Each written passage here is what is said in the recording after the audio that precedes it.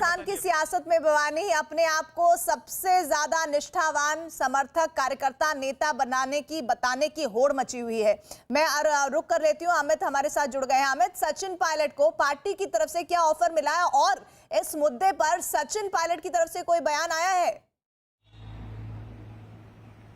देखिए, सचिन पायलट की तरफ से सीधी प्रतिक्रिया इसमें नहीं आई है, लेकिन जहां तक कांग्रेस आलाकमान का सवाल है तो कांग्रेस आलाकमान का यही कहना है कि हम इस मुद्दे को सुलझाने की कोशिश कर रहे हैं और 3 मंत्री परिषद के पद से ज्यादा वह नहीं देने के मूड में फिलहाल आलाकमान दिख रहा है और साथ ही कुछ नगरों के जो अध्यक्ष हैं संबंधित विभागों के, वो भी देने को राजी हुआ है, लेकिन 6 से 7 मंत्री परिषद का जो पद देने को तैयार नहीं आलाकमान। और अब ये देखना होगा कि किस तरीके से सचिन पायलट का रुख इस पर रिएक्ट करता है। और जहां तक सीधी प्रतिक्रिया सचिन पायलट की ओर से है वो अभी फिलहाल नहीं मिल पाई है।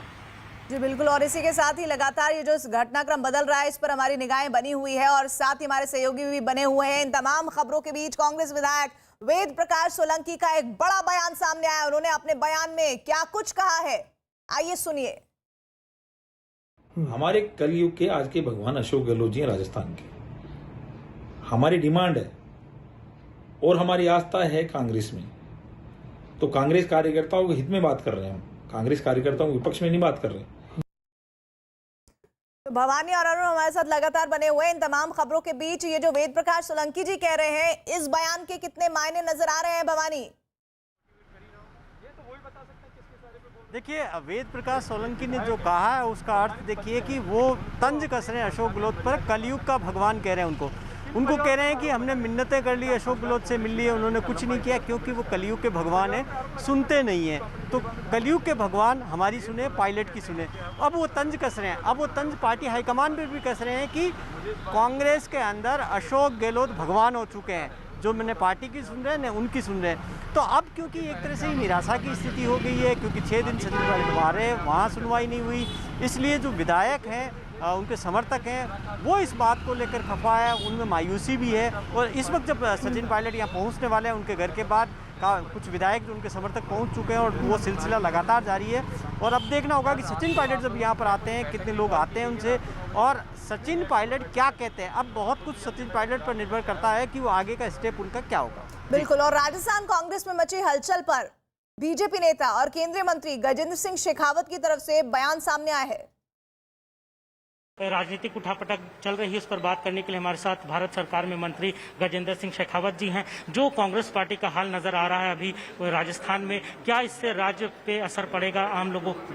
देखिए, निश्चित रूप से ये आप जो है विग्रह से ग्रसित सरकार जब से अस्तित्व में आई है 2018 से लेकर अब तक, इनके आपसी विग्रह के कारण से, आपसी फूट के कारण से, आपसी मनमुटाव के कारण से राज्य की सरकार की प्राथमिकता जो है वो राज्य का विकास या राज्य के लोगों के हित साधन न होकर के अपनी कुर्सी बचाए रखना हो गया है। जो कुछ पिछले लगभग 1 से 1.5 साल के कालखंड से जिस तरह की गतिविधियां वहां चल रही है, पहले भारतीय जनता पार्टी पे दोषारोपण कर रहे थे, मुझे लगता है कि अब तो कम से कम सरकार और सरकार के मुखिया को इस बात का सेल्फ रियलाइजेशन हो गया होगा कि जो है दोष भारतीय जनता पार्टी में नहीं, उनकी खुद की नीति, व्यवहार और आचरण में, जिसके कारण से इस तरह की परिस्थितियां उत्पन्न हुई है। राजस्थान की जनता की तरफ से मुख्यमंत्री को कोई संदेश देना चाहेंगे कि कैसे? मैंने कहा है कि उनको आत्मावलोकन करना चाहिए ताकि शेष बचे हुए समय तो कम से कम वो राजस्थान की जनता ने जिस अपेक्षा के साथ में, जिस भावना के साथ में, जिस सोच के साथ में, जिस विश्वास के साथ में उनको सत्ता की चाबी सौंपी थी,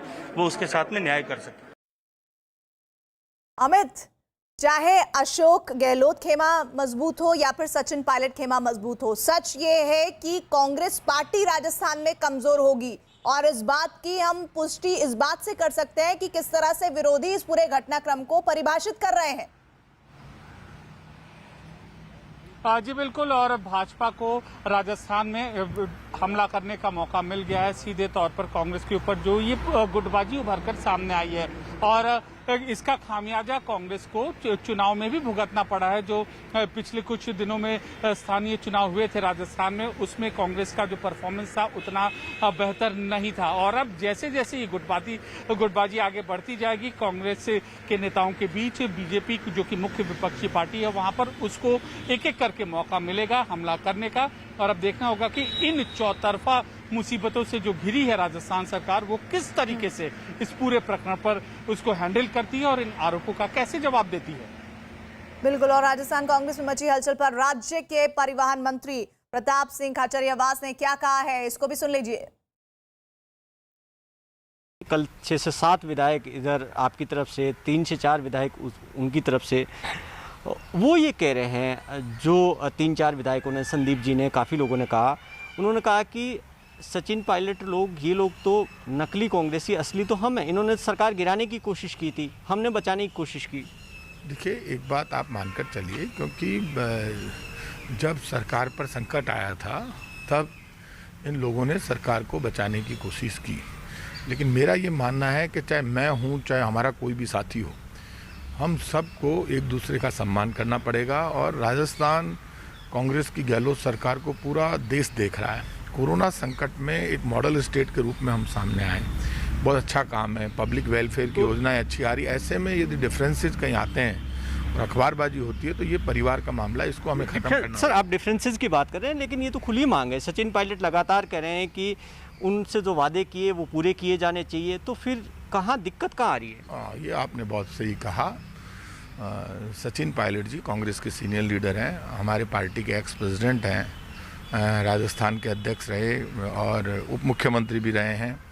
और यदि उनका ऐसा कोई बयान आया है तो मेरा मानना है कि अब इस लड़ाई को ख़त्म करने के लिए, मान लो इधर उधर से बात हो रही है, तो आप कह रहे हो कि यदि पायलट साहब से इस तरह के वादे हुए हैं तो पायलट साहब को खुद को आगे आकर, मैं से सम्मान कह रहा हूँ, उनको आगे आकर बताना चाहिए कि ये वादे हुए हैं, ये स्थिति है।